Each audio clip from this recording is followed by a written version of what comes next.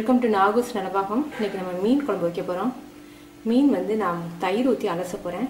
அப்போ தான் வந்து அந்த கவிச்சி இருக்காது. மீன் ஸ்மெல் ரொம்ப கவிச்சியாக இருக்கும். அந்த குழம்பு கவிச்சி இல்லாமல் இருக்கிறதுக்காக தயிர் ஊற்றி முதல்ல அலசிக்குவோம்.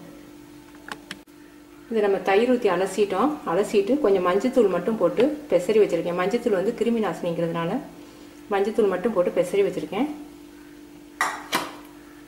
தேங்காய் பால் வந்து ஒரு 6 ஸ்பூன் தேங்காயை பால் எடுத்து வச்சுருக்கேன். தக்காளி பழம், பெங்களூர் தக்காளி பழம் 2 பழம் மிக்சியில் அரைச்சி வச்சுருக்கேன். நாட்டுப்பழம் போட்டிங்கன்னா ரொம்ப புளிக்க, நம்ம புளி வேற போடுறோம். இது வந்து வெங்காயம், பெரிய வெங்காயம் 2 இது அரைச்சி வச்சுருக்கேன். மல்லி பவுடர் 2 ஸ்பூன், 2.5 ஸ்பூன் எடுத்திருக்கேன். மிளகாத்தூள் 1 ஸ்பூன், சோம்பு 1 ஸ்பூன், ஜீரகம் 1/2 ஸ்பூன், வெந்தய பவுடர் 1/2 ஸ்பூன், இது கறி மசால் பவுடர் 1/2 ஸ்பூன், இஞ்சி பூண்டு விழுது 1 ஸ்பூன், தாளிக்கிறதுக்கு சீரகமும் வெந்தயமும், பெருங்காயம் 2 சிட்டிகை அளவுக்கு, மஞ்சத்தூள் 2 சிட்டிகை அளவுக்கு. இது நம்ம கடைசியாக சேர்க்கறதுக்கு வெல்லம் எடுத்து வச்சுருக்கேன். புளிக்குழம்புக்கு வெல்லம் சேர்த்தா தான் நல்லாயிருக்கும். புளி வந்து ஒரு எலுமிச்சம்பழம் அளவுக்கு ஊற வச்சு வச்சுருக்கேன். வெந்தயமும் சீரகமும் போடுவோம்.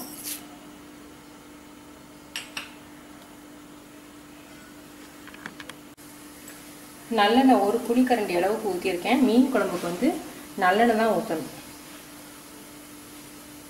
இப்போ பெருங்காயத்தை சேர்த்துக்குவோம். இப்போ நம்ம அரைச்சி வச்சிருக்க பெரிய வெங்காயம்,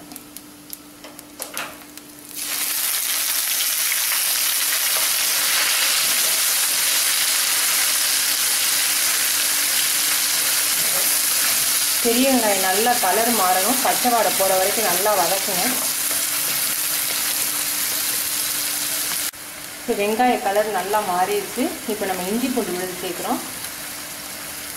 இதோட நான் இன்க்ரீடியன்ஸில் வந்து பச்சை மிளகாய் சொல்லலை. பச்சை மிளகாய் 1 மிளகா போட்டிருக்கேன் ஃப்ளேவருக்காக. அதுவும் கருவேப்பிலை. நல்லா இந்த பச்சை வாடை போக இஞ்சி பூண்டு பேஸ்ட்டு வதங்கணும். மஞ்சத்தூள் சேர்த்துக்குவோம். இப்போ நம்ம எடுத்து வச்சுருக்க எல்லா தூளையும் சேர்த்துக்குவோம். நான் எல்லாம் பவுடராக போட்டால் வேலை ஈஸிங்கிறதுனால பவுடராக போட்டேன்.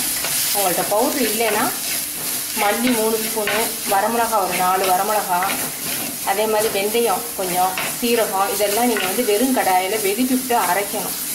அதை விட இது ஈஸியான வேலைங்கிறதுனால நான் வந்து இது பவுடராக போட்டேன்.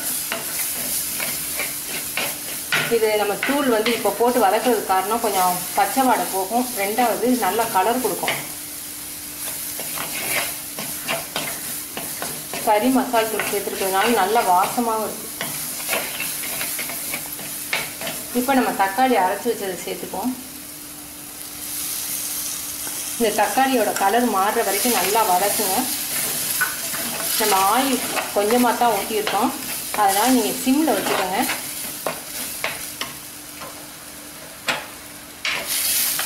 கொஞ்சம் நல்லா கலர் மாறட்டும். இப்போ நம்ம தேவையான அளவுக்கு உப்பு சேர்ப்போம்.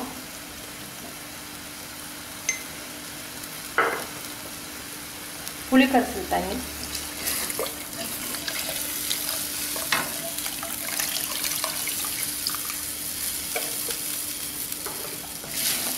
கொஞ்சம் நல்லா கொதிக்கட்டும்.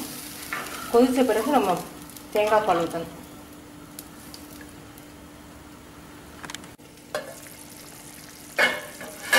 குழம்பு நல்லா கொதிச்சிருச்சு. இப்போ நம்ம தேங்காய் பால் ஊற்றுவோம். கொஞ்சம் கொஞ்சமாக ஊற்றிக்கோங்க. அதிகமாக போச்சுன்னா குருமா மாதிரி ஆயிரும். நீங்கள் தேங்காய் பால் அடிக்கும் போதே நீங்கள் மினரல் வாட்டர் அடித்து வச்சுக்கினீங்கன்னா மிச்சம் இருக்க தேங்காய் பாலை குடிச்சிக்கலாம். சீனி போட்டு குடிச்சிங்கன்னா உடம்புக்கு நல்லது, குளிர்ச்சியும் கூட.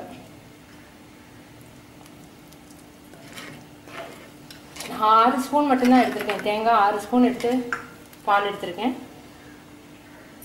இப்போ மீனை போட்டுக்குவோம். மீன் போடுறதுக்கு முன்னாடி நீங்கள் உப்பு உரப்பெல்லாம் சரியாக இருக்கான்னு பார்த்துக்கோங்க.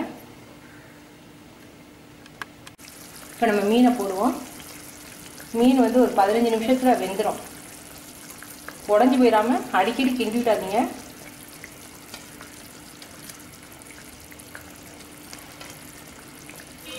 உரப்பு பத்தலைன்னா கடைசியாக நீங்கள் வந்து மிளகாத்தூள் போட்டிங்கன்னா பச்சை வாடை வரும். மிளகுத்தூளை போட்டுக்கோங்க. குழம்பு கொதிக்க விட்றீங்கல்ல, அப்பயே வந்து உப்பு உரப்புலாம் பார்த்து உரப்பு பத்தலைன்னா நீங்கள் மிளகாத்தூள் அப்போ சேர்க்கலாம். ஏன்னா கொதிக்கும் போது அந்த பச்சை வாடை போயிடும். இது இனிமேல் மீன் போட்ட பிறகு நீங்கள் மிளகாத்தூள் போடக்கூடாது.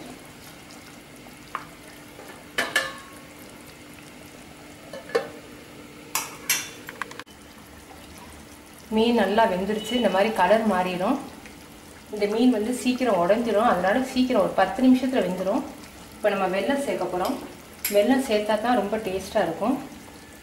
தேங்காய் பால் ஊற்றி இருக்கிறதுனால வெல்லம் கொஞ்சம் கொஞ்சமாக சேர்த்து டேஸ்ட் பார்த்துக்கோங்க. நான் எல்லாத்தையும் வந்து போடலை. இந்த 2 பீஸ் மட்டும் போடுறேன்.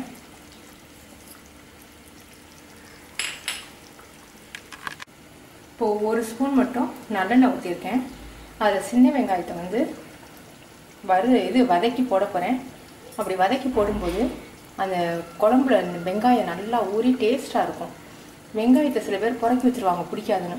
அவங்க வந்து வெங்காயத்தை அவாய்ட் பண்ணிடலாம். வெங்காயம் சின்ன வெங்காயம் பிடிக்குங்கிறவங்க இந்த மாதிரி செஞ்சுக்கலாம்.